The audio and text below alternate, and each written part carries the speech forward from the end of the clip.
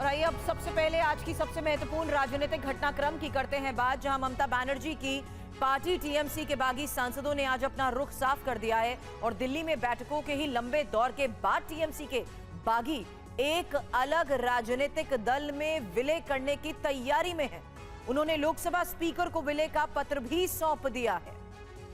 और टीएमसी के बागी सांसदों से जुड़ी बड़ी खबर आपको बता दें, जहां टीएमसी के बागी गुट ने विलय का फैसला लिया है।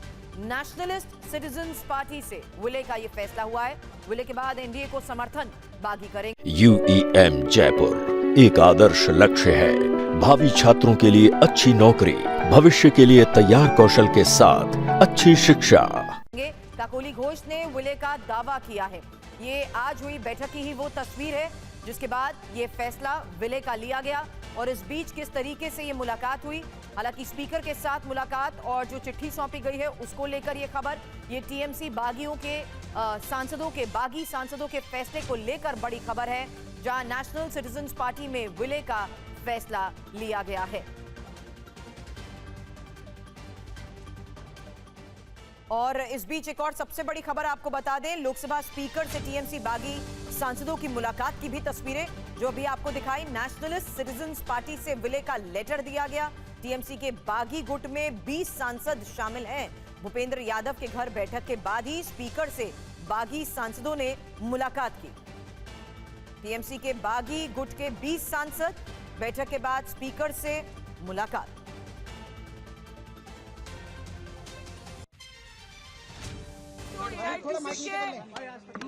सांसद थे, उनमें से 2/3 20 जन हमने अलग से बैठने का चिट्ठी दिया स्पीकर साहब को।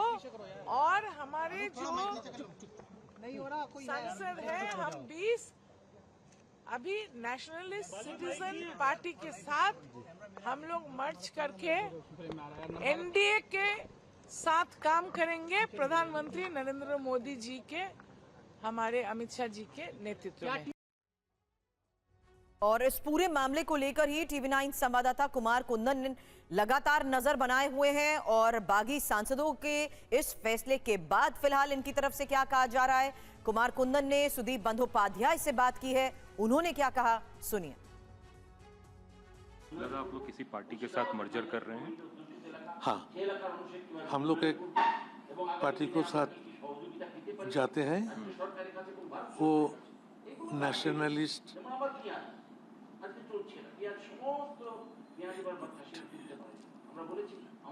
हाँ नेशनलिस्ट सिटीजन्स पार्टी। और 20 जुलाई पार्लियामेंट खुलेंगे तो और दूसरा तृणमूल भी आएंगे, तो तब ये पार्टी की तरफ से बोलेंगे कि हम लोग भी तृणमूल का 2/3 है, तो वो 2/3 लेके हम लोग डिमांड करेंगे। आज अभिषेक बनर्जी ने भी एक लेटर दिया है ओम बिरला को और ये बोला है कि जो कुछ भी हो रहा है वो गलत है और असली टीएमसी वही। किस तरह से देखते हैं? वो तो जरूर बोलेगा, हम लोग तो वो टीएमसी में ही थे, उससे एक बड़ा अंश निकल के आया जो संविधान में अनुमति देता है।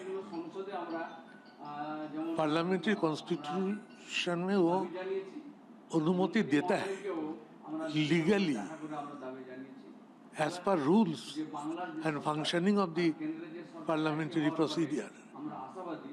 हम लोग एक कदम उठाया तो अल्टीमेटली तो डिसाइड करेंगे कोर्ट, अदालत।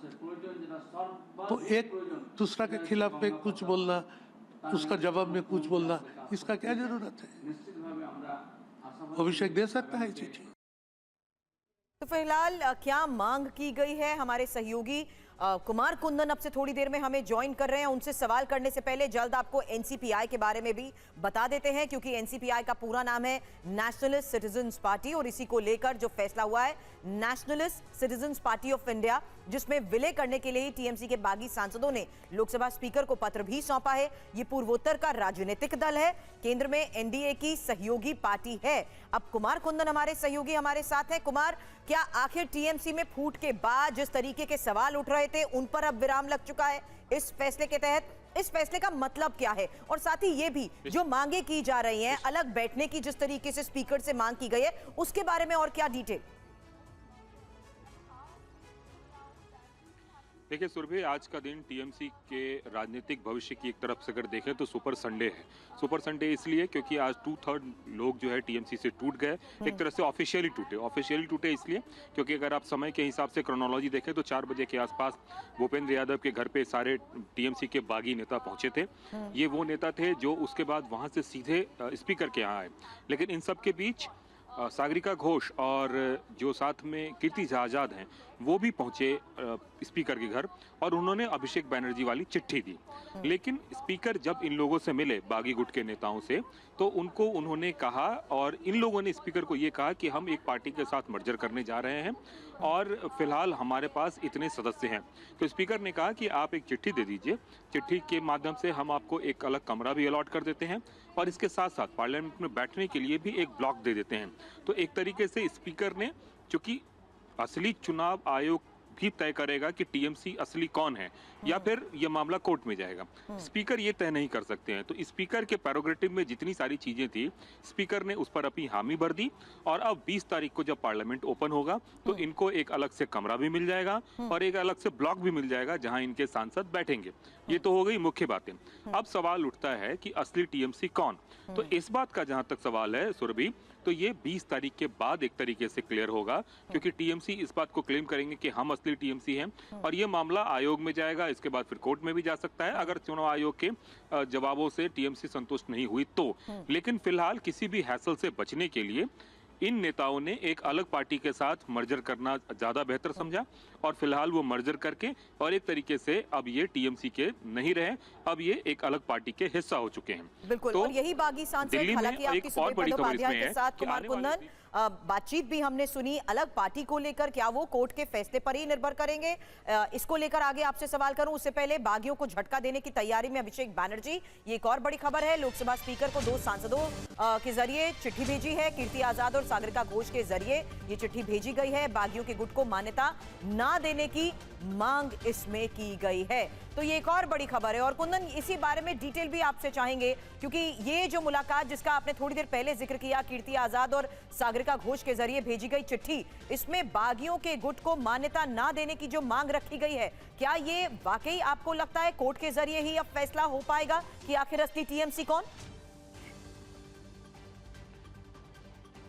निश्चित रूप से, और बाकायदा जिस तरीके से अभिषेक बैनर्जी ने चिट्ठी लिखी है, ये 10 जून की चिट्ठी है। आज उसको एक तरीके से मैनुअली सबमिट किया है कीर्ति आजाद और सागरिका घोष ने और इस चिट्ठी का लबो लबाब ये है कि जो कुछ भी हो रहा है वो कानूनी रूप से तर्कसंगत नहीं है, पार्लियामेंट्री डेमोक्रेसी के अगेंस्ट है, इसलिए अगर ऐसा कुछ होता है तो ये कानून संयत नहीं होगा और हम लोग कोर्ट भी चले जाएंगे। इस बात की उन्होंने एक तरह से कह सकते हैं पत्र में जिक्र किया है और इसके साथ साथ कई तरह के कानूनी प्रावधानों का उन्होंने हवाला दिया है। अब जब तक अभिषेक बैनर्जी की चिट्ठी गई थी तब तक भारतीय जनता पार्टी के नेता भूपेंद्र यादव के घर से ये लोग ओम बिरला के घर नहीं आए थे और अभिषेक बैनर्जी को इस बात की बिल्कुल भी जानकारी नहीं थी कि ये टीएमसी का क्लेम नहीं करने जा रहे हैं बल्कि किसी और पार्टी में मर्जर करने जा रहे हैं।